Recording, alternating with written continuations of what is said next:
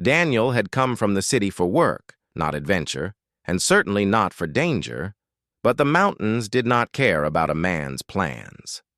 The trail he followed that afternoon twisted like a snake, narrow and uneven, with loose stones rolling under his boots. The air was thin, sharp, and cold enough to make every breath feel like a small warning. He kept walking anyway, thinking he could finish his land survey and return before sunset. He did not know how quickly the weather could change in these places, or how easily a calm day could turn into trouble. He moved carefully, but not carefully enough. One wrong step on the wet edge of the path, and his foot slipped. His body tilted to one side, and he felt the sharp drop beside him, a long, rocky fall waiting for him.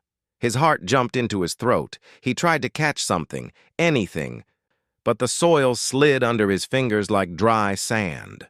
Before he could fall, a strong hand grabbed his arm. It was a solid grip, firm enough to stop his full weight in one pull. Daniel gasped and looked back. A tall woman stood there, steady as a tree planted in stone. She was taller than any woman he had ever seen, broad-shouldered and powerfully built, but her face held a quiet calmness. Her dark hair was tied loosely behind her, and her eyes watched him with a mix of concern and caution. "Careful," she said, her voice low and steady. "This trail doesn't forgive mistakes." Daniel tried to catch his breath. "Thank you. I didn't expect it to be this slippery."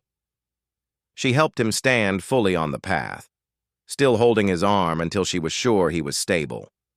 Only then did she release him. He noticed that she kept a small distance from him, as if unsure whether to step closer or farther away. "You shouldn't be out here alone," she said, "especially if you don't know these mountains." He brushed dirt off his pants and nodded. "I'm Daniel. I'm here to survey a few miles of land for my company." Her face changed slightly at that, something between understanding and worry. "I'm Mara," she said. "People around here know me, or they think they do." Her voice softened, and she looked away for a moment. "You're not used to this place. The land can be kind one minute and cruel the next." Daniel could see that she was not a woman who liked unnecessary talking. She spoke only when needed, and each word felt honest and direct. He found himself studying her more than he expected, not because of her size, though she was indeed taller than him by a full head, but because she carried herself like someone who had lived with nature for a long time, someone who understood silence better than speech. He thanked her again, but she didn't move, didn't walk away as someone else might have. She watched the sky instead. The clouds were thickening fast, darker at the edges. "A storm is coming," she said. "Stronger than the ones normal visitors prepare for." Daniel sighed. "I was hoping to get to the next ridge before night." "You won't make it," Mara replied simply. "Not with that sky." He looked around. The wind had started to pick up, brushing through the trees like invisible fingers. The mountain air felt heavier. Daniel felt a small worry rising inside him. He wasn't completely helpless, but he definitely wasn't trained for mountain storms. Mara took a slow breath, then turned to him with a look that seemed almost reluctant. "My cabin is not far from here. You can stay there until the storm passes." The offer surprised him. She looked uncomfortable even suggesting it, as though inviting someone in was not something she did often. "Thank you," he said. "I really appreciate it." But something in her expression changed at his gratitude. Her shoulders stiffened and she lowered her eyes. "Just don't misunderstand. It's safer inside than out here. That's all." Daniel nodded gently. He sensed he should not push the moment. They began walking together along the trail she knew by memory. Her steps were sure, balanced, and confident. She moved like she belonged to this land. Daniel followed carefully, trying not to slip again. The clouds above them rumbled softly like distant drums. After a few minutes of walking, Mara suddenly slowed. Her voice dropped, almost unsure. "I should warn you about something," she said without turning around. "I'm not good with people, especially city people." Daniel waited, not sure what she meant. She continued, but her voice sounded tight, as if she had to force the words out. "I can't control myself around you." He stopped in surprise. His mind tried to understand, but her tone did not sound dangerous. It sounded troubled, almost embarrassed. "What do you mean?" he asked carefully. She shook her head. "I don't want to talk about it. Not now. Just don't think too much of it." Daniel didn't press. He could see she was uncomfortable, maybe even afraid of saying the wrong thing. He simply followed her again, feeling more curious but also more cautious. The trail soon opened into a small clearing surrounded by thick pines. In the center stood a simple wooden cabin. It was not small, but it looked old, strongly built, repaired many times, with tools hanging neatly on the side wall and chopped firewood stacked in piles. Smoke curled from a chimney, meaning it had some warmth inside. Mara led him to the door, then paused again as if preparing herself. "Stay close by the fire. The temperature drops fast when storms hit." Inside, the cabin smelled of pine, dry herbs, and old wood. A large stone fireplace crackled with flames that gave the room a warm, welcoming light. There were shelves of jars, simple furniture, and a sturdy table built by hand. Everything was neat, practical, lived in. Daniel set his pack down near the door. Mara poured hot water into a cup and handed it to him without looking directly at him. He took it gratefully. "You live here alone?" he asked softly. "For years," she answered. "After my husband passed." Her voice carried a quiet heaviness, not sharp or bitter, just honest. Daniel nodded respectfully, not asking more. She seemed to appreciate that. The storm outside began quickly, hitting the cabin walls with cold wind. Rain drummed against the windows, and thunder rolled through the valley. Daniel sat by the fire, warming his hands, while Mara stood near the window, watching the storm as if it were an old, familiar visitor. "You were right," he said. "I wouldn't have made it far." Mara gave a small nod. "Most people don't see danger until it's already on top of them." Then, after a pause, she added quietly, "I didn't want to see you hurt." Daniel looked at her gently. She looked away quickly, almost shy, almost unsettled by her own honesty. It was then that he realized she wasn't warning him earlier because she was dangerous. She was warning him because she didn't trust herself to talk to someone who treated her kindly. The fire crackled between them, warm and steady. "This cabin is safe," she said softly. "You can rest. The storm will last a while." Daniel nodded. He felt gratitude, comfort, and rising curiosity about this tall, strong widow who tried so hard to distance herself from others but still reached out to save him. He wanted to understand her more, but he also knew he had to move slowly. Mara was like the mountains, quiet, powerful, gentle at times, but shaped by storms he had not yet learned about. As the wind howled outside, he felt something unusual for the first time since he arrived in the mountains. He felt safe, not because of the cabin, but because of the woman who had pulled him back from danger and brought him here. And though he didn't know it yet, that single moment on the trail had already started changing both their lives. The storm grew heavier as the night deepened, and Daniel could hear the wind pushing against the cabin walls like a restless force. But inside, the fire kept the room warm enough for comfort. Mara moved around the space with quiet confidence, adding more logs to the fire, checking the windows, and making sure the roof vents were closed. She had clearly lived through many storms like this before.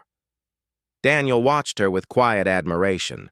She looked strong, but there was something gentle in the way she did every task, as if she respected the cabin the same way someone respects another person. After she finished her work, Mara sat across from him at the wooden table. The firelight softened the sharp lines of her face. Daniel noticed she didn't look directly at him for long. She would meet his eyes for a second, then look away, almost nervously. He sensed she wanted to talk, but didn't know how to begin. So he waited, giving her the space she needed, not forcing anything. "People around here avoid me," she said finally, her voice slow, almost tired. "They have their reasons. Some of them are true. Some are stories." She took a breath.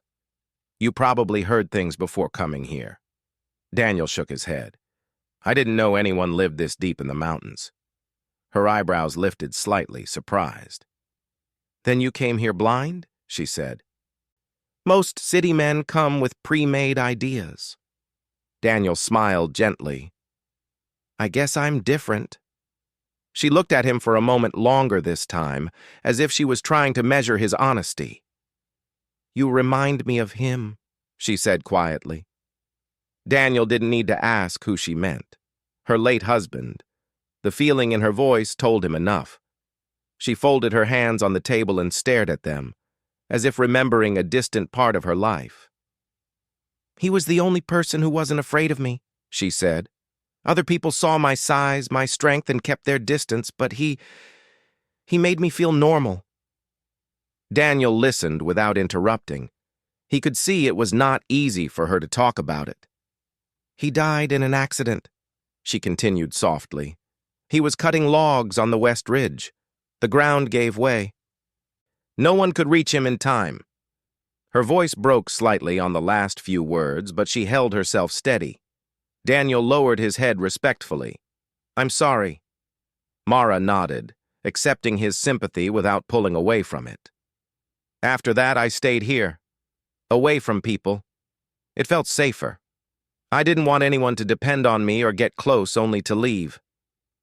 Her eyes drifted toward the window, where the rain streaked down in long lines. The storm outside seemed small compared to the storm inside her heart.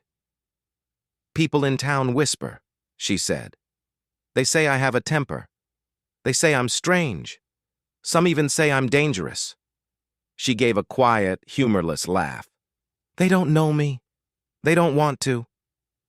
Daniel leaned slightly forward. "I don't think you're dangerous. If you wanted to be, you wouldn't have saved me today." Mara's eyes widened a little. For a moment, she looked like someone who had been holding her breath for years and had finally exhaled. "Sometimes I feel too much," she admitted softly. "When someone shows me kindness, it becomes hard for me to think clearly.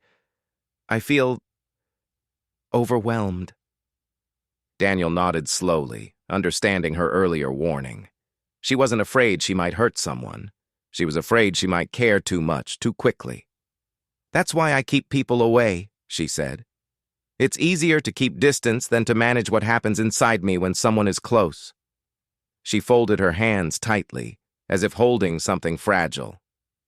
"When I pulled you back on the trail," she said, "I didn't think. My body moved on its own." Then her voice dropped even lower. "And when you thanked me, I didn't know what to do." Daniel gave her a warm, patient smile. "You helped me. Anyone would feel grateful." "Not everyone," she replied softly. "Most people don't like being close to someone like me." Daniel frowned lightly. "Someone like you?" Mara hesitated, but he waited with patience, letting her take her time. "I'm not small," she said. "I'm not quiet. I'm not what people expect. They either fear me, or they take advantage of my strength." Her hands tightened on the table. Both hurt. Daniel's voice softened. "You're kind. That's what I see." She blinked slowly, as if his words landed deeper than he expected. She looked away again, almost shy. The fire crackled softly, lighting the room with gentle orange glow. Mara stood up suddenly, as if she needed to move. She walked to the shelf, took a jar of dried herbs, and poured some into the boiling water pot. "This helps with cold," she said, trying to change the topic.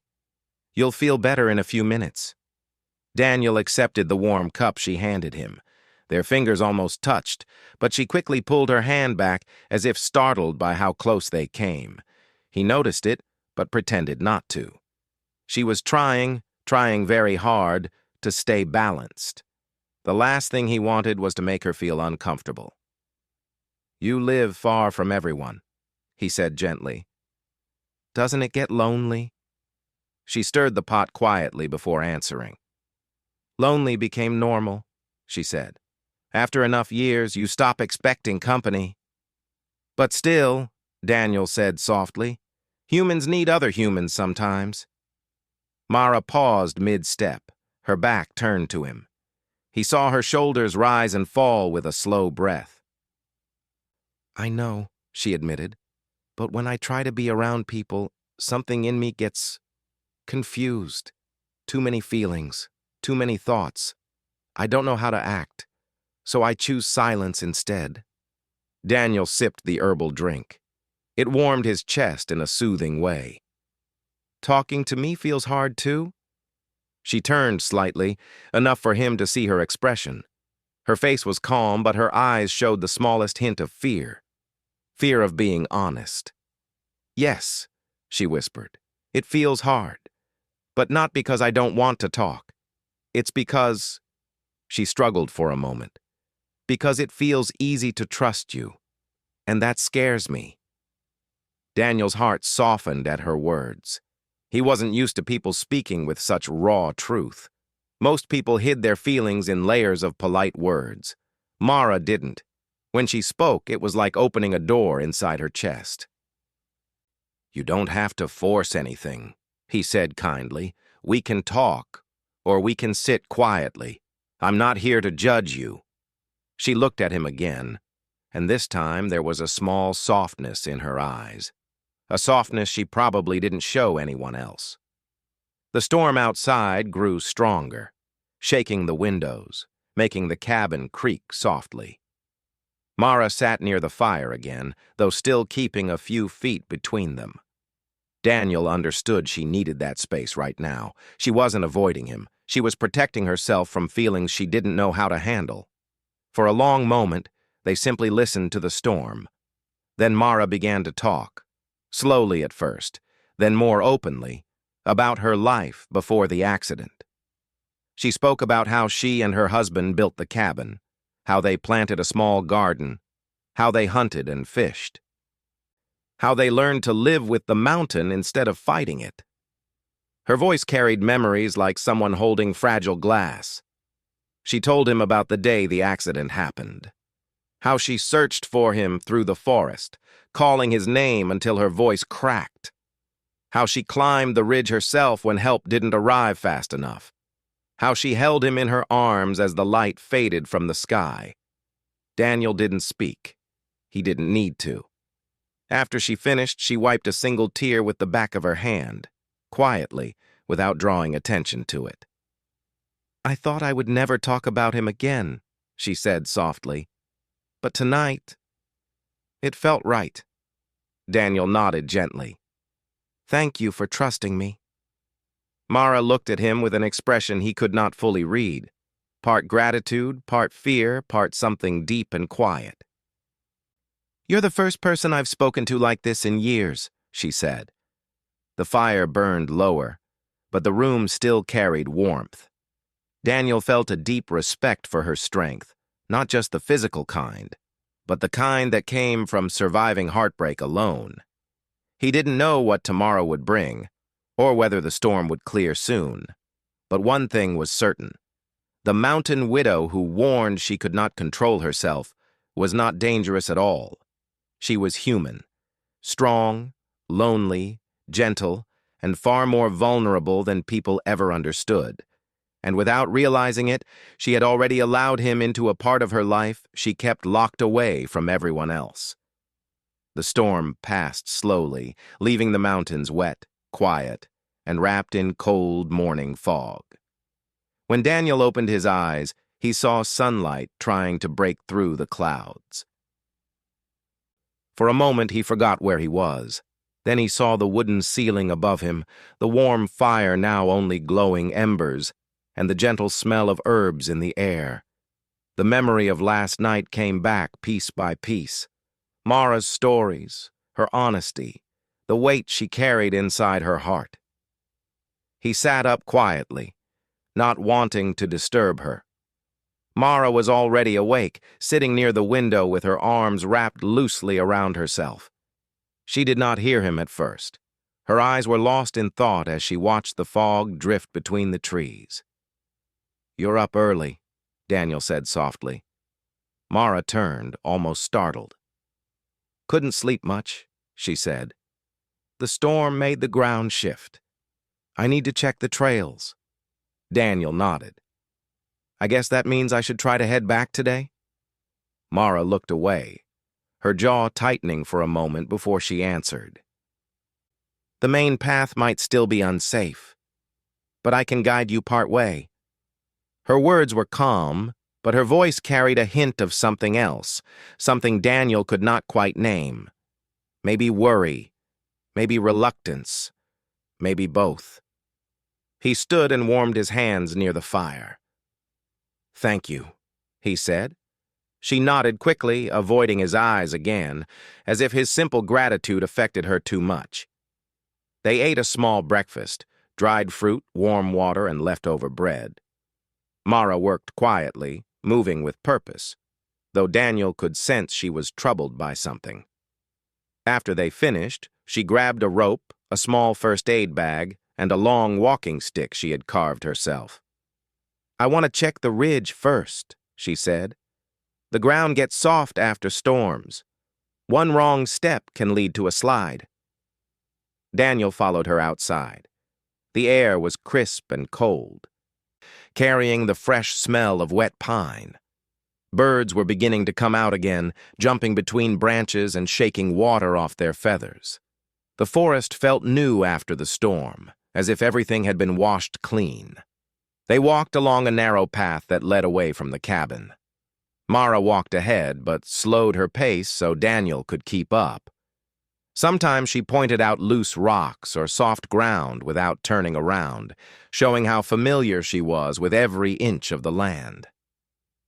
"You know these trails better than anyone," Daniel said.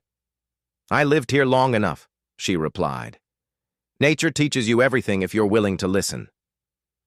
They reached a sharp bend in the trail and heard a sudden noise, a distant cry, weak but clear. Daniel froze. Mara's head snapped up instantly. "Did you hear that?" he asked. "Yes," she said, already stepping toward the sound. "Someone's in trouble." She began moving quickly through the trees, her long legs covering ground faster than Daniel could follow. He hurried behind her, careful not to slip. The cry came again, louder this time, mixed with fear. When they broke through a cluster of bushes, they found two travelers, an older man and a younger boy, trapped near a small mudslide. Part of the hillside had collapsed during the storm, pushing rocks, branches, and mud over the trail. The boy was stuck waist-deep in thick mud, and the older man was trying desperately to pull him out but couldn't do it alone. "Please!" the man cried when he saw Mara. "He's stuck deep! I can't move him!"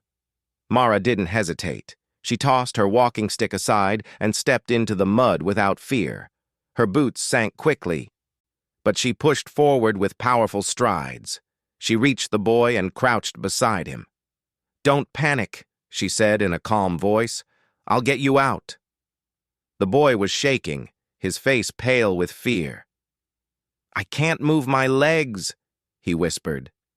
"You don't have to," Mara said. "Just hold on to me." She wrapped her arms around him, gripping just above his waist. Daniel watched, amazed at the quiet strength in her movements. She planted her feet wide, leaned back, and pulled. The mud fought against them, thick and heavy, but Mara did not stop. Her muscles tightened, her jaw set firmly. The boy slowly lifted an inch, then another. The older man helped steady him from the side, while Daniel rushed in to clear branches from around them. "Almost there," Mara said, her voice steady like a rock. With a final, strong pull, she lifted the boy free from the mud. The boy gasped, his legs trembling, but he was safe. Mara carried him a few steps to solid ground before setting him down gently. The older man fell to his knees, overwhelmed. "Thank you," he said. "Thank you, miss. I don't know what would have happened if you hadn't come." Mara wiped mud from her hands, her breathing slightly heavier but controlled. "You're safe now," she said. "The trail isn't stable here. Stay close to the trees when you move." Daniel felt a swell of admiration. The townspeople might have feared her, but this moment showed her true nature. A protector, someone who stepped into danger without hesitation. The older man looked at Mara with disbelief. "You're Mara, aren't you? The widow from the north side?" Mara stiffened slightly but nodded. He lowered his head deeply. "People say things about you, but none of them match what I saw today." She shifted uncomfortably, unused to praise. "Just get him home safely," she said. The man nodded and helped the boy to his feet. They thanked her once more before slowly making their way down a safer path. When they were finally alone again, Daniel turned to her with a sincere smile. "You saved their lives." Mara shrugged, though her eyes softened just a little. "Anyone would have helped." Daniel shook his head gently. "No, not anyone. Not everyone steps into danger without thinking." She didn't reply. Instead, she walked a few steps forward, pretending to check the trail. But Daniel knew she was trying to hide how deeply his words affected her. She wasn't used to being appreciated, not used to being seen in a good light. They continued walking for several minutes, checking the path ahead. The storm had changed the land, leaving fallen branches, loose stones, and soft soil everywhere. Mara inspected everything carefully, her eyes never missing a detail. After a while, Daniel spoke softly. "You were amazing back there." Mara stopped, her back facing him. She didn't turn around. He watched her shoulders slowly rise and fall. "That's the problem," she said quietly. "People notice too much when I do something. They make it bigger than it is." Daniel stepped closer, but not too close. "There's nothing wrong with being seen for who you are." She turned just enough for him to see her expression. "That's what scares me." There it was, the truth hiding beneath her strength. She wasn't afraid of helping people. She wasn't afraid of storms. She was afraid of being understood, of being valued, of opening her heart again. They kept walking until they reached another narrow ridge. From there, they could see the valley far below. The clouds were lifting, letting sunlight fall in long, soft rays across the forest. It was a peaceful sight, but Mara's face remained thoughtful. "Your trail down the mountain should be safer now," she said quietly. "Once the sun dries the path, you can leave." Daniel nodded, but he felt a heaviness in his chest. He wasn't ready to leave yet, not after everything he had learned about her. "Mara," he said softly, "you don't have to push everyone away, not forever." She kept her eyes on the valley. "It's easier that way." "Maybe," he said, "but easier isn't always better." She didn't answer. She simply stood there, letting the wind move through her hair, letting the silence fill the space between them. Daniel didn't try to break it. He knew she was thinking, struggling, trying to balance her emotions as she always did. After a long moment, she finally spoke. "I don't know how to be close to anyone anymore," she whispered. "I don't know how to trust myself with those feelings." Daniel stepped beside her, close but not touching. "You don't have to figure everything out today. We're just two people sharing the same mountain for now." She looked at him, her eyes uncertain but no longer scared. Something had changed between them, not dramatic, not loud, but real. A soft beginning, like the first sunlight after a storm. "We should head back," she said quietly. Daniel nodded. They walked side by side through the forest, the air cool and fresh, the trees dripping with leftover rain. She wasn't keeping distance anymore. Not much, just a little. And that little difference meant everything. She was letting him into her world slowly, carefully. And for the first time in years, Mara didn't feel completely alone. The sun began to lower behind the mountains, turning the sky golden as Daniel and Mara returned toward the cabin. The long walk back was quiet, but it wasn't the uncomfortable kind of silence. It was a soft calm, the kind that happens when two people have already said enough for the day and don't need to fill the air with extra words. Daniel could feel that something important had shifted between them, even if neither of them had named it out loud. The cabin looked warm when they approached it. Smoke drifted from the chimney, and the clearing around it glowed under the soft evening light. Mara paused near the door and looked over the valley one last time, her expression thoughtful, almost troubled. "You should be able to leave tomorrow," she said quietly. "The path will be dry by morning." Daniel felt a small pull inside his chest at those words. He knew she was right. He knew he should return to his work, his schedule, his life in the city. But the thought of walking away from this place, of walking away from her, felt unexpectedly heavy. "You don't want me to stay longer?" he asked gently. Mara turned to him quickly, as if his question caught her off guard. Her eyes widened, and for a moment she looked like she didn't know how to answer. "It isn't about want," she said softly. "It's about what's safe. For you and for me." Daniel didn't understand at first. Safe? She nodded and walked inside the cabin without explaining further. Daniel followed, sensing that she was trying to protect herself, not him. Inside, she added wood to the fire and the room brightened. The warm light made her face softer, less guarded than before. Daniel sat at the table while she moved around, preparing something simple for them to eat. But her hands were slower tonight, her movements more hesitant. He finally spoke. "Mara, earlier you told me you can't control yourself around me. I didn't really understand what you meant. But now, I think you weren't talking about danger. I think you meant something different." Her hands froze over the pot she was stirring. She didn't turn around. "I told you I feel too much when someone shows kindness. It becomes hard for me to stay balanced." Daniel stood up slowly and walked a little closer, stopping a few steps behind her to give her space. "You don't have to hide that from me. I don't want you to feel afraid to be yourself." She finally turned to face him. Her eyes were full of emotions she had kept inside for years. Fear, hope, confusion, longing, all mixed together in a way that made her look both strong and vulnerable at the same time. "You don't understand," she whispered. "When someone talks to me kindly or stays close, it brings back feelings I tried to bury. I start caring too quickly. I start wanting things that I'm not sure I'm ready for." Daniel nodded. "That's not dangerous, Mara. That's human." She shook her head. "For me, it feels dangerous. Because the last time I let myself care that deeply, I lost everything. I barely survived the pain that followed. I don't know if I can go through that again."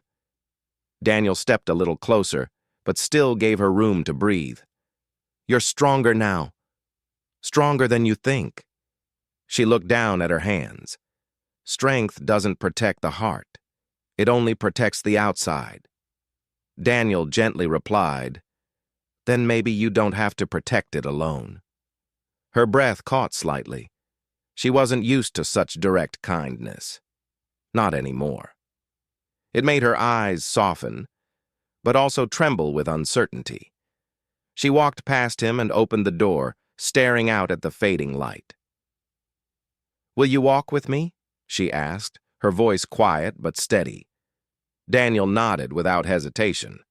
They walked through the tall pines behind the cabin, following a small path that led to a clearing overlooking a long stretch of forest. The evening air was cool, carrying the soft scent of wet earth and pine needles. Birds were settling in their nests, and the sky slowly shifted from gold to gentle blue. "This is where I come when my mind is too heavy," Mara said. "It helps me think." Daniel stood beside her. "What are you thinking about right now?" She took a slow breath. "About you. About yesterday. About today. About how quickly things change when someone steps into your life without warning." Daniel listened carefully. "I warned you before," she continued, "not because I'm dangerous, but because I didn't want you to see a side of me that I can't control well. When I'm around someone I trust, my heart doesn't stay quiet." She looked at him with a shy honesty he had never seen before. "And I started trusting you too fast." Daniel's voice softened. "Is that a bad thing?" She hesitated. "It scares me. It makes me feel like I'm losing the balance I worked so hard to build." Daniel nodded slowly. "I think your balance isn't breaking. I think it's changing." Mara looked at him with wide eyes, as if his words touched something deep inside her. "What if I depend on you?" she asked, her voice barely above a whisper. "What if I let you into my life, and then you leave like everyone else?" Daniel stepped a little closer, enough for his voice to feel warm but not overwhelming. "Then I would come back." She blinked, surprised. "Why? You have a whole life in the city. People, work, everything." "Maybe," Daniel said softly, "but nothing there feels like this, and no one there is like you." Mara's expression changed, softened, warmed, opened. For the first time, she didn't look afraid of her feelings. She looked like someone who had finally heard something she didn't think she would ever hear again. "Do you really mean that?" she asked, her voice fragile. Daniel nodded. "Yes, I do." A long silence settled between them, but it wasn't heavy. It was gentle, like the calm after a long storm. Mara finally exhaled and looked up at the sky. "Maybe I should let myself believe that?" Daniel smiled. "Maybe you should." They walked back to the cabin slowly, side by side, their steps matching without effort. When they reached the clearing, the first stars were appearing in the sky. Inside, the fire had almost died. Mara added new wood, and the flames rose again, warm and comforting. The glow lit her face, making her look peaceful in a way Daniel had not seen before. "You'll leave tomorrow," she said softly, though the sadness in her voice was easy to hear. "Yes," Daniel said honestly, "but I'll come back." Her eyes lifted to his, full of cautious hope. "Promise?" "I promise," he said gently. She closed her eyes for a moment, letting the promise settle inside her like a warm light. Then she opened them again, looking stronger and more sure than before. For the rest of the evening, they sat near the fire, talking softly, sharing stories, laughing at small things, and sitting in peaceful silence when words weren't needed. Mara didn't try to keep distance anymore. She sat closer, not touching, but close enough to show she wasn't scared of her feelings now. When Daniel finally slept, Mara remained awake for a while, watching the fire and thinking. She had spent years guarding her heart like a fortress, believing that opening it again would only bring pain. But this man, this quiet, steady, kind city man, had shown her something she hadn't felt in a long time. She wasn't alone anymore. The next morning, Daniel left down the trail, and Mara stood outside her cabin, watching him until he disappeared between the trees. But this time, the sadness in her chest didn't feel like loss. It felt like waiting, because she knew he would return. And for the first time since her husband's passing, Mara felt hope again, soft, bright, and steady, as if a new chapter had finally begun in her quiet mountain life.